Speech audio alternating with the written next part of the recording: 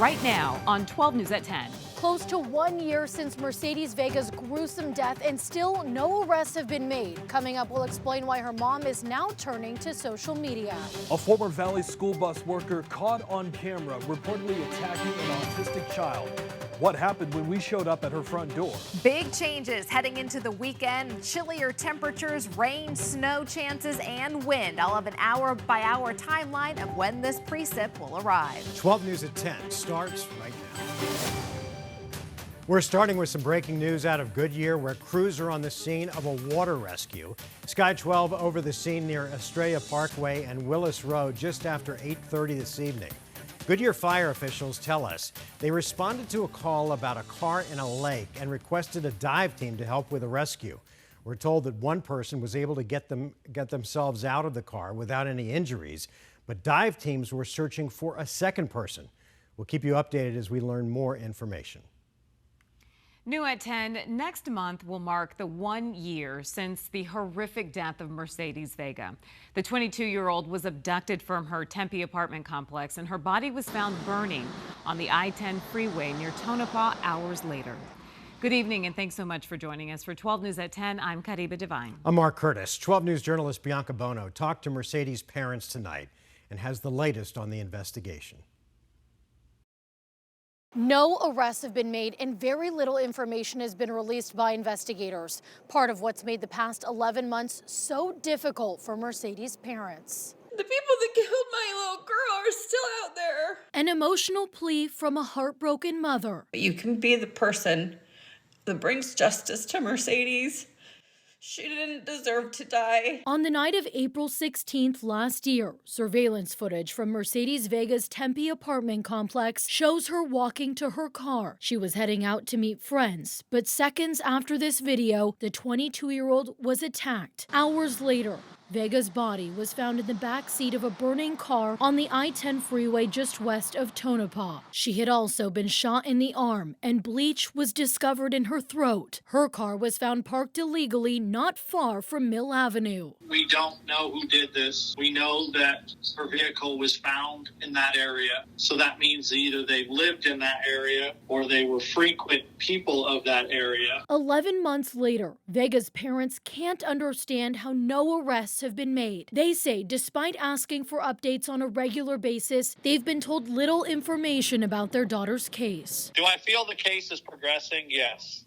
Really? I do feel it's progressing, but I don't feel it's progressing as fast as it should. I don't feel that they ask the public for help. The Maricopa County Sheriff's Office confirming to 12 News Vega's case is now a multi-agency investigation. And while they're still the lead agency, a federal department and others are involved too. To me, it shows that my daughter's not a priority. Which is why Vega's mother, Erica Pillsbury, shared her daughter's story on social media, concerned that the killers responsible for her gruesome death are still out there. Your soul is ripped out of you when your child is taken, when your daughter is taken from you. I don't want any other mom to lose their 20-something-year-old daughter. She's now personally urging businesses and residents in the Tempe area to go back through security camera footage to see if they can access video from the night of April 16th and look out for Vega or her car, a white Dodge Charger. Anything that can help bring her family justice and allow them to start to heal. My daughter's not going to die in vain. We're not going to let it go away. And on April 17th, the 1-year anniversary of Mercedes' death, there will be a walk in her memory. It'll start at Margaret T. Hance Park, and it will end right here at MCSO headquarters. You can find the details right now on our website, 12news.com. We're in Phoenix. Bianca Bono, 12 News. All right, Bianca, thanks. We're learning more tonight about a police shooting that happened yesterday in Scottsdale. And tonight, Scottsdale police have identified the suspect who was shot and killed by police near Scottsdale Road and Cactus. Police say 52-year-old LaQuanza Young got out of a stolen vehicle and shot at the officers, who returned fire, hitting Young. Tonight, the 2 officers involved have been placed on leave pending an investigation. Tonight, a former Peoria school bus worker is charged with felony child abuse, now accused of attacking a nonverbal autistic student on a ride home. 12 News journalist Jonathan McCall has the disturbing details and also what happened when he tried to get that bus worker's side of the story. A parent's worst nightmare. Somebody had physical contact with my son. Your vulnerable special needs son allegedly attacked at the hands of those paid to protect him. Our son cannot talk to us. He can't tell us what's going on. Now reality for David Farrow. There's absolutely no reason to put a hand on a child, let alone one that doesn't have the ability to communicate with you. But that's what reportedly happened to his 11-year-old son, Chase. According to court records, back on March 8th, the nonverbal autistic boy was allegedly attacked by 70-year-old Mary Paget, a bus aide with Peoria Schools at the time, who was riding on the bus with him. Investigators who looked at bus camera video say that Chase became agitated and then spit on Paget. According to records, video shows Paget throwing a blanket over Chase's head, pushing his head before using her hand to slap the back of his head 4 times. Paget charged with felony child abuse, facing a judge Friday. Farrow says he knew something was wrong after that bus ride. He started hitting himself on the back of the head. That was pretty unusual for us, but we didn't have anything that could explain it. 12 News tried to get Paget's side of the story on Friday. Hey, Jonathan, I'm with 12 News. We don't, no. You don't want to say anything, ma'am? But no one at her home wanted to talk. Peoria Unified Schools telling 12 News it fired Paget back on March 14th and say they immediately contacted the Department of Child Services and police when it learned of the incident. But Farrow says the district waited an entire weekend before calling them the following Monday. 12 News was there as Chase returned home from school on Friday. His parents now hoping there aren't any other incidents. And unfortunately, Chase is not the only one that rides the bus. There's 2 other kids that are non-speaking that are on the bus that now their families have to wonder, what about us? Chase's family tells us that he does now have a new driver and a new bus aide to help him when he goes to school. This incident is still being investigated by Arizona DPS because these alleged attacks happened on Interstate 17 as that bus was taking Chase home. Jonathan McCall, 12 News. All right, Jonathan, thank you.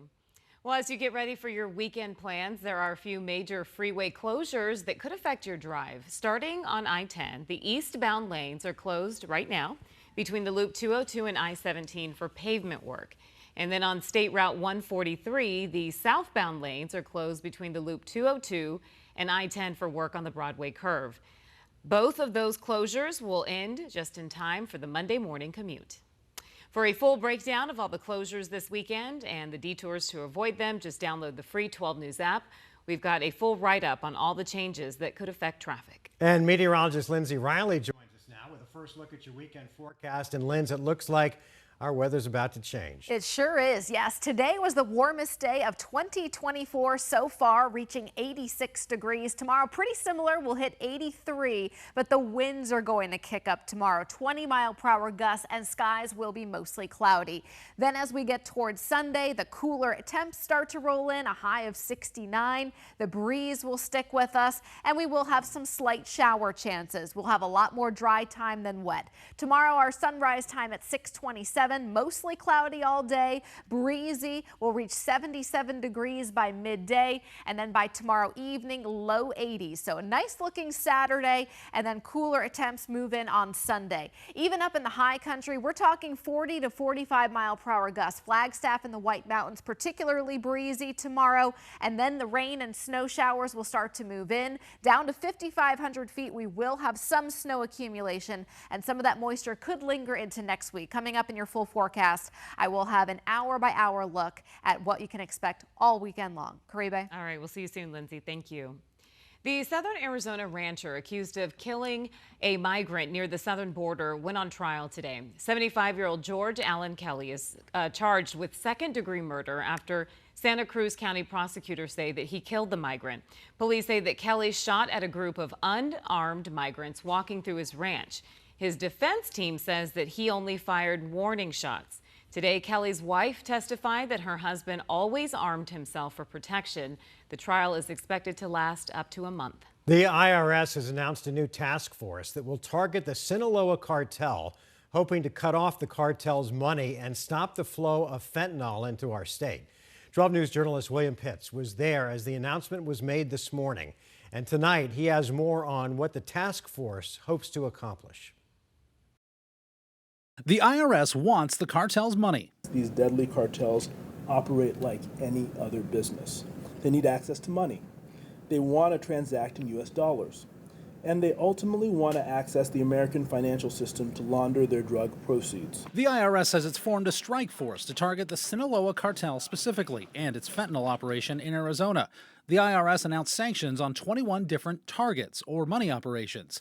It's the same kind of sanctions the U.S. puts on Russia. So what it's done is it's cut them off for millions of dollars of their money.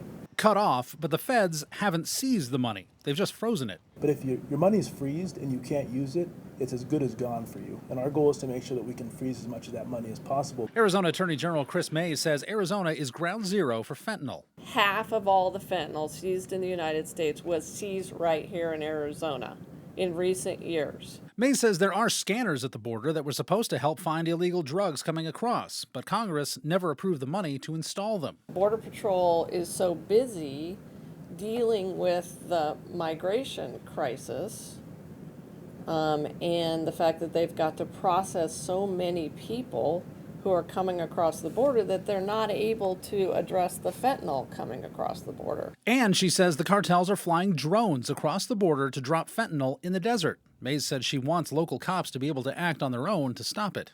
If a drone has reached 30 miles into Arizona, then I think local law enforcement should have the authority to take it down. We need help. Our sheriffs need help. We need more attention by the federal government on the Arizona border. William Pitts, 12 News.